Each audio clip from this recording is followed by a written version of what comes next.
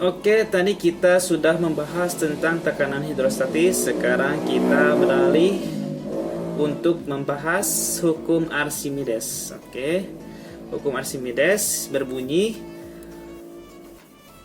atau menyatakan bahwa setiap benda yang tercelup baik keseluruhan maupun sebagian dalam fluida atau air, maka benda tersebut akan menerima dorongan gaya ke atas atau gaya apung. Oke, jadi teman-teman apabila mencelupkan sebuah benda ke dalam air, maka benda tersebut akan mengapung atau akan menimbulkan tumpahan air. Nah, itu disebabkan oleh gaya apung.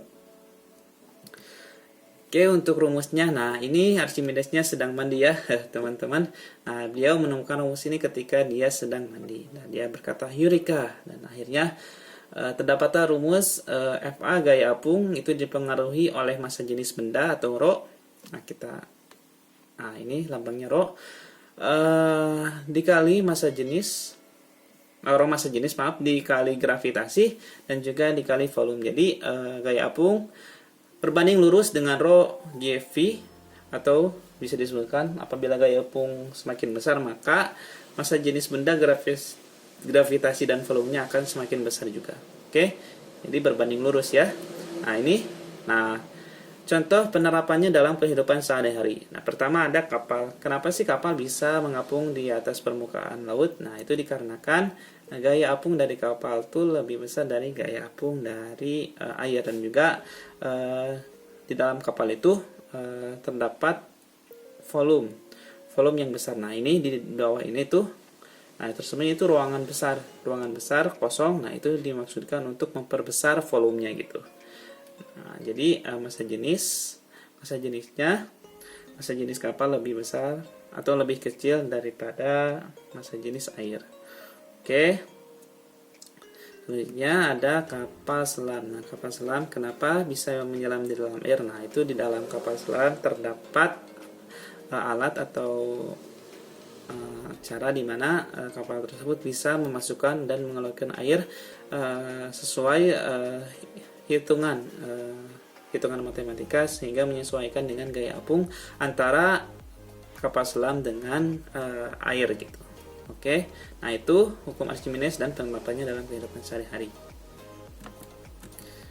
Nah, contoh soalnya, diketahui sebuah benda bervolume 0,5 meter kubik tercelup seluruhnya ke dalam jet cair yang massa jenisnya 1500 dan gravitasinya 10 meter per second kuadrat, maka benda akan mengalih gaya ke atas sebesar, nah kita beralih, nah ini dia. Seperti biasa diketahui sebuah benda bervolume sama dengan 0,5 meter kubik.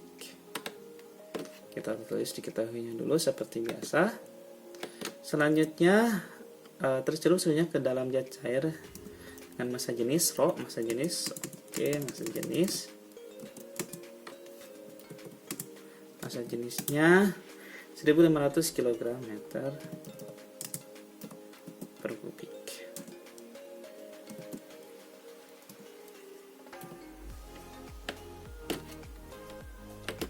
Selanjutnya G, gravitasi, kecepatan gravitasi.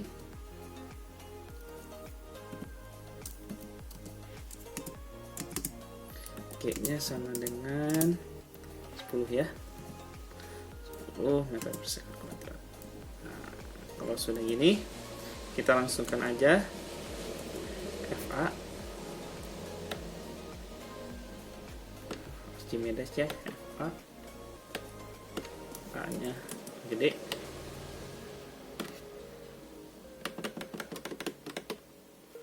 Fa sama dengan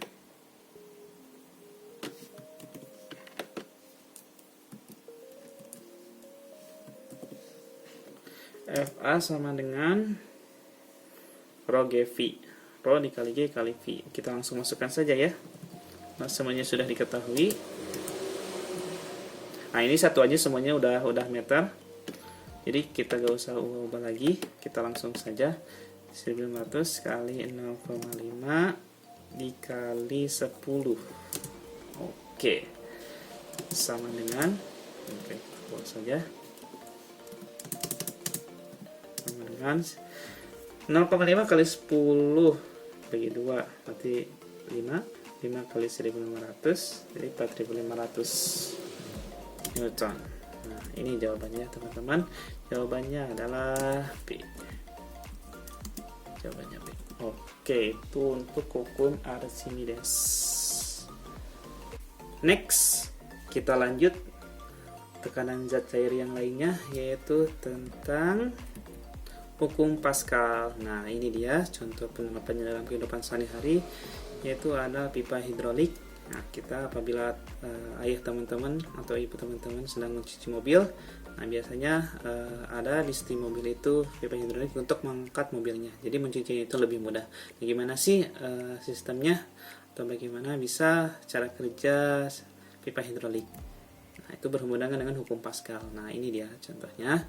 Nah, itu dipengaruhi oleh F gaya dan juga A luas permukaan dalam pipa tersebut. Nah, jadi ditekan sehingga bisa mengangkat bagian pipa yang sebelahnya lagi, yaitu A2 dan F2. Nah, jadi hukum Pascal itu berbunyi, tekanan yang diberikan zat cair dalam ruang tertutup diteruskan ke segala arah dengan sama besar. Jadi tekanan yang diberikan zat cair itu di ruang tertutup diteruskannya dengan sama besar gitu, dan juga ke segala arah. Jadi di bidang ini, bidangnya berbentuk tabung seperti ini. Nah, itu di tekanannya itu sama besar dengan ke segala arah gitu, sesuai dengan arahnya. Nah, itu kalau misalkan ditekan dari sini, set, nah itu akan mengangkat mobil ke atas. Nah, gitu. Oke.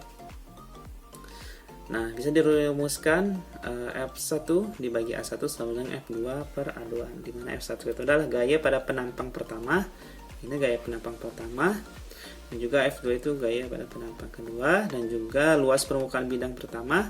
Nah, ini luas bidang permukaan pertama. Ini luas permukaan bidang kedua. Nah, oke, itu untuk hukum Pascal. Simpel ya teman-teman. Untuk hukum Pascal, kita langsung ke contoh soalnya. Nah, luas penampang dongkrak hidrolik masing-masing 40 meter kuadrat dan 10 meter kuadrat. Jika gaya masukkan adalah 5 Newton, berapa gaya keluar maksimum? Oke. Di sini ya, kita agak besar dikit. Nah, seperti biasa diketahui luas penampang dongkrak hidrolik masing-masing 40 meter persegi. Nah, luas penampang kita bisa tuliskan A. Yang pertama A1 nih. A1 sama dengan 40 meter kuadrat. Kita kopikan saja di sini. Nah, biar gampang. Nah, A1 dan 10 meter kuadrat itu untuk A2.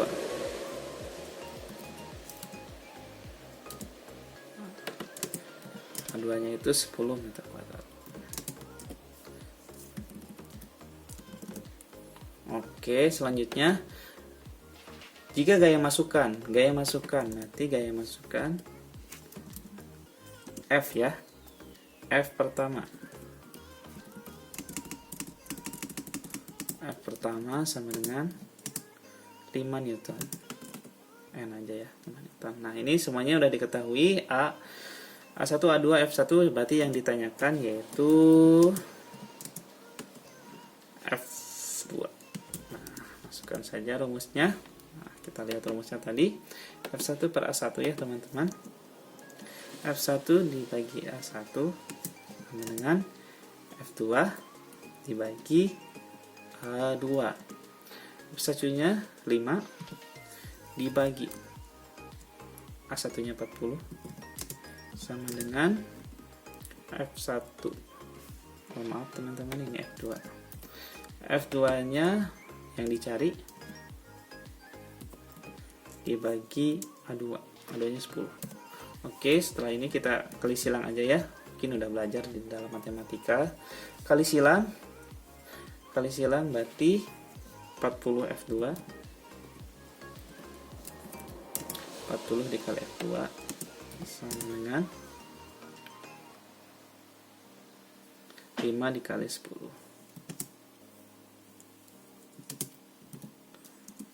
Oke. Nah, sekarang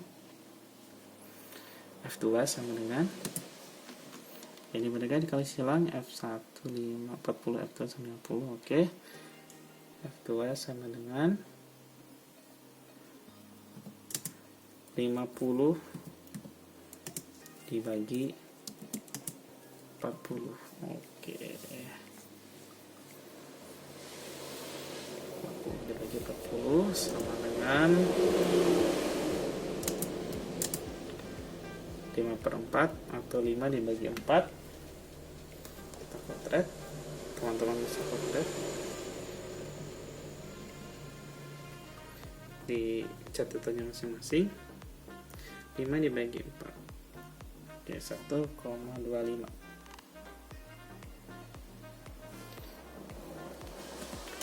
25 Newton. Nah, itu jawabannya. Oke, nggak apa-apa. Fisika itu sudah biasa.